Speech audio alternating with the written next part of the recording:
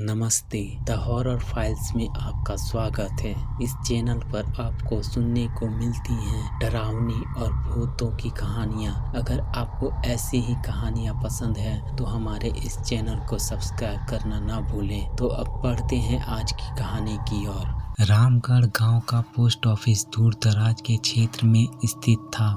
यह गांव चारों ओर से घने जंगलों और ऊंची पहाड़ियों से घिरा हुआ था। मेरा नाम रमेश है और इस गांव में पोस्टमास्टर के पद पर नियुक्त हुआ था। सरकारी नौकरी मिलना मेरे परिवार के लिए बहुत बड़ी बात थी। मेरे परिवार में सभी को इस नौकरी पर गर्व था और मैं भी इसे ईमानदारी से निभाना चाहता था। अगले दिन मैं रामगढ़ के लिए निकला। वहां पहुंचने में मुझे लगभग शाम हो गई। गांव के सरपंच और गांव के कई लोगों ने मेरा स्वागत किया और मुझे पोस्ट ऑफिस तक पहुंचाया। और सरपंच जी ने कहा, पोस्टमास्टर बाबू, अभी आप थके हारे आए हैं तो आज रात का खाना हमारे यहाँ खाने आइएगा। मैंने कहा, अरे नहीं नहीं सरपंच जी, आप क्यों तकलीफ उठाते हैं, मैं खाना खुद बना लूँगा। पर वो नहीं माने। गांव वालों का मुझसे मिलना और मुझे एक नई उम्मीद के साथ देखना मेरे मन को प्रसन्न कर दिया। यहाँ के लोग सीधे साधे अपने आप में मस्त रहने वाले थे। धीरे धीरे मैं गांव के लोगों के साथ घुल मिल गया और अपनी काम में भी अच्छी तरह से रम गया। शुरुआत के कुछ महीने आसान थे। लोग मुझे अपने परिवार की तरह मानने लगे थे। हर दिन मैं डाक बांटता और गांव के लोगों के साथ गपशप करता। मेरे लिए हर दिन एक नया अनुभव होता था।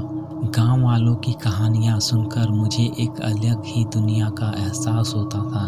वे कहते थे कि यहाँ रात में जंगल में कुछ अजीब चीजें होती हैं। कई लोग कहते थे कि वहाँ छलावा घूमता है जो रात में यात्रियों को डराता है। मैंने इसे महज अंधविश्वास मानकर हंसी में टाल दिया। फिर एक दिन मुझे हेड ऑफिस से एक संदेश मिला। मुझे तुरंत वहाँ पहुँचने के लिए कहा गया। जरूरी काम होने की वजह से मैं जल्दी अपनी तैयारी में लग गया। गांव वालों ने मुझे सावधान रहने की सलाह दी क्योंकि वापसी में रात हो सकती थी। मैंने उनकी बातों को हल्के में लिया और अपने बाइक पर सवार होकर चल पड़ा। हेड ऑफिस पहुंचने में मुझे 2 घंटे लग गए।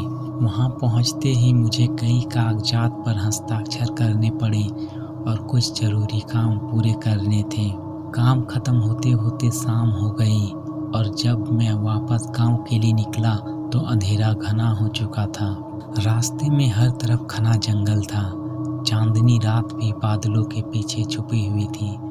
मौसम सुहावना था और ठंडी ठंडी हवा बह रही थी। मैं इस चांदनी रात का आनंद लेते हुए अपने बाइक पर सवार होकर धीरे धीरे आगे बढ़ रहा था। रास्ता सुनसान था, सिर्फ मेरी बाइक की आवाज़ गूंज रही थी। अचानक मुझे ऐसा महसूस हुआ जैसे कोई मेरे पीछे चल रहा हो। मैंने मुड़कर देखा लेकिन वहाँ कोई नहीं था। मैंने खुद को समझाया कि यह मेरी थकान का परिणाम है। हो सकता है मुझे थकान की वजह से भ्रम हुआ हो। यह सोचते हुए मैं आगे बढ़ने लगा लेकिन मेरा दिल तेजी से धड़क रहा था। कुछ दूरी तय कर मुझे अचानक एक अजीब सी ठंड महसूस होने लगी। यह ठंड हवा की वजह से नहीं थी बल्कि अंदर से एक डरावना एहसास था। मेरे शरीर के हर रोंगटे खड़े हो गए थे। मैं बाइक की रफ्तार बढ़ाने की कोशिश कर रहा था लेकिन ऐसा लग रहा था जैसे कोई मेरी बाइक को आगे बढ़ने से रोक रहा हो। तभी मेरे सामने एक लंबा और सफेद कपड़ों में लिपटी हुई एक औरत दिखाई दी। उसकी आंखें सफेद और चमकदार थी जैसे अंधेरे में कोई चमकता हुआ पत्थर हो। मैंने बाइक को रोकने की कोशिश की, तभी वह औरत धीरे धीरे मेरी ओर बढ़ने लगी। कौन हो तुम और यहाँ क्या कर रही हो? मैंने कांपती आवाज में पूछा। उसने कोई जवाब नहीं दिया, बस उसकी हंसी की गूंज सुनाई दी जो मेरे दिल को कंपा रही थी। मैंने खुद को संभालने की कोशिश की और तुरंत बाइक को दौड़ाने लगा लेकिन मेरी बाइक जैसे थम गई थी और ऐसा प्रतीत हो रहा था कि वह औरत मेरे बाइक को पीछे से खींच रही थी। मेरे चारों ओर अंधेरा और गहराने लगा था। वह साया धीरे धीरे मेरे ओर बढ़ती रही। उसकी चाल अजीब थी जैसे वह जमीन को छू भी नहीं रही हो। मेरे पास भागने के सिवा कोई रास्ता नहीं था। काफ़ी देर तक बाइक भगाने के बाद अब मुझे गांव के बाहर वाला मंदिर का लाइट दिखाई देने लगा था। यह देखकर मुझे कुछ अच्छा लगा, लेकिन वह साया अभी भी मेरे पीछे आ रही थी। अब मैं मंदिर तक पहुंच गया था और मैं अपनी बाइक से तुरंत उतरकर मंदिर के अंदर भागा और मंदिर के मेन गेट को बंद कर दिया। हालांकि वह गेट जालीदार था, जिसकी वजह से मैं बाहर तक देख सकता था। वह साया मंदिर के गेट पर रुक गई। उसने अंदर आने की कोशिश की, लेकिन उसके कदम जैसे थम गए हों। उसने अपनी लंबी उंगलियों से गेट को छूने की कोशिश की, लेकिन वह जैसे जलने लगी। उसकी चीखों से पूरा वातावरण गूंज उठा। उसकी लाल लाल आंखें गुस्से से मुझे ही घूरे जा रही थी। उसे देखकर ऐसा प्रतीत हो रहा था जैसे अगर आज मैं उसके हाथ लग गया तो वह मुझे मार ही डालेगी। मैं तो ज़्यादा भूत प्रेतों के बारे में नहीं जानता, पर शायद वो लोहे की वस्तुओं से डर रही थी, जिसकी वजह से जब मैं बाइक से आ रहा था तब मुझे उसने कुछ नहीं किया। मैंने मंदिर के भीतर प्रवेश किया और वहाँ रखी जलती हुई दीपक को अपने हाथ में लिया।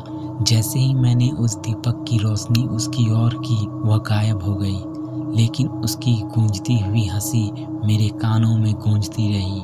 काफ़ी देर तक उस दीपक को अपने हाथ में लिए वहीं बैठा रहा और कब मेरी आंख लग गई मुझे पता ही नहीं चला। सुबह हुई तो मंदिर के पुजारी पूजा करने वहाँ पहुँचे और उन्होंने मुझे जगाया। मुझे मंदिर में सोते हुए देख के मुझसे पूछा तो मैंने कल रात की सारी कहानी पुजारी जी को बता दिया। तब तक वहाँ पर गांव के और भी बहुत से लोग और महिलाएं पूजा करने को आ गई थी। मेरी आप बीती सुनकर पंडित जी ने मुझसे पूजा करवाई और मेरे हाथ में अभिमंत्रित कलावा बांधा और एक ताबीज़ देते हुए कहा कि यह अपने गले में पहन लो। और वहाँ उपस्थित लोगों ने और पंडित जी ने मुझे हिदायत दी कि कहीं भी जाओ, लेकिन शाम होने तक अपने घर पर वापस आ जाना। यहाँ चारों ओर बहुत खतरा है।